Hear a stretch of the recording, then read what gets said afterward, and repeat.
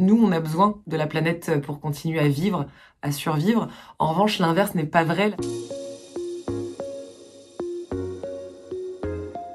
Hello, je m'appelle Laurie Tillman, j'ai 30 ans, je suis entrepreneur, journaliste, créatrice de podcasts et de méthodes de bien-être et engagée depuis plus de 12 ans maintenant au sein de l'association Surfrider Foundation.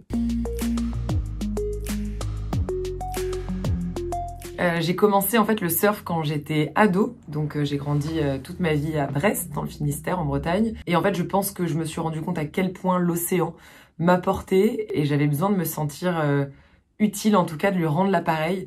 Et quand j'ai commencé à me retrouver entourée de déchets, que ça soit sur la plage ou en ramant, entourée d'aérosols, de sacs plastiques ou de bidons d'essence, je me suis dit là il y a un sérieux problème.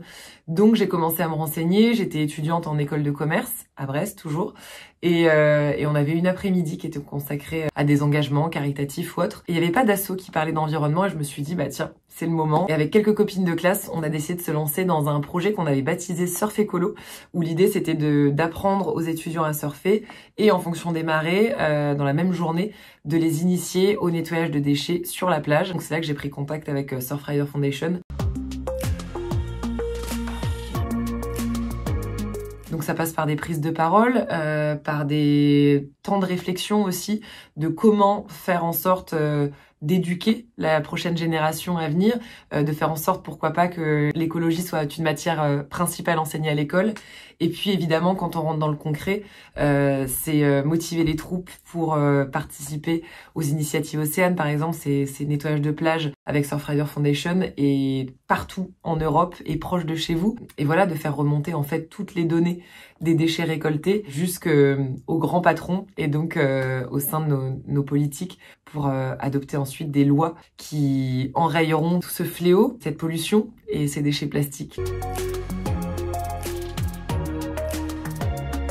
Je pense que je me sens encore plus connectée à ce qui m'entoure, à l'environnement, à la nature, à la biodiversité, à l'océan. J'adore ce sentiment de vulnérabilité quand je suis sur ma planche de surf et que je suis confrontée à des éléments que je peux pas maîtriser. Mais en même temps, c'est pas le but. Le but, c'est de cohabiter finalement avec cette nature et cette richesse. C'est de se dire que nous, on a besoin de la planète pour continuer à vivre, à survivre. En revanche, l'inverse n'est pas vrai. La planète, elle a toujours trouvé 1000 solutions pour renaître et pour se renouveler. Donc, prendre ce petit recul, c'est ce que m'ont apporté tous ces engagements, ça c'est sûr. Ne serait-ce que d'en parler, de diffuser des messages positifs, d'arrêter de culpabiliser parce que évidemment personne n'est parfait du point de vue écologique du moins, mais on peut tous apporter notre pierre à l'édifice. Alors comment on peut s'engager concrètement?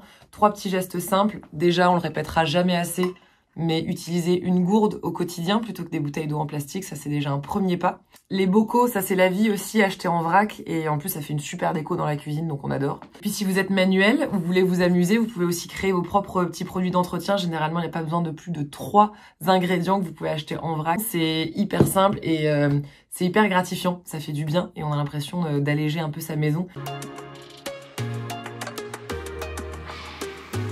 Alors si j'ai un podcast à vous conseiller, ça serait Sismic qui rassemble un tas d'enquêtes avec des experts capables de nous informer, de nous ouvrir les yeux aussi sur le monde en pleine mutation auquel on fait face et mieux nous préparer au monde de demain.